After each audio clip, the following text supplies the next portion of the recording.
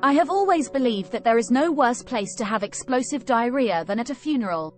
The solemn atmosphere, the pungent smell of flowers, and the overwhelming feeling of grief all combined to create a perfect storm of embarrassment and humiliation.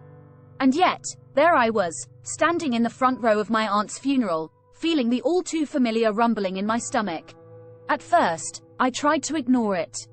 I shifted my weight from foot to foot, hoping to ease the pressure in my bowels. But the rumbling only grew louder and more urgent. It was as if my body was staging a revolt, determined to ruin my aunt's funeral with its explosive diarrhea. I knew I had to act fast. I made a beeline for the bathroom, hoping to make it in time. But as I raced down the aisle, I felt a hot, wet sensation in my pants. My worst fears had come true. I had just shat myself at my aunt's funeral. But there was no time to dwell on my embarrassment. I had to make it to the bathroom before the diarrhea became even more explosive. I sprinted down the hallway, my pants squishing with every step. But as I turned the corner, disaster struck. In my haste, I had failed to notice the casket, which was sitting precariously on a stand near the wall.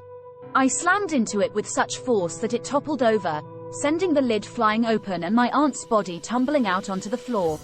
As if that weren't bad enough, my diarrhea had also gone into overdrive, and it dripped from my pants like a river of shame. I slipped and slid in the mess, trying to regain my balance while my aunt's mourners looked on in horror. I finally managed to stumble my way to the bathroom, but the damage had already been done. My aunt's funeral was ruined, and I was the butt of every joke for the rest of the day. In the end, I learned a valuable lesson. When nature calls, it's best to answer it as quickly and discreetly as possible.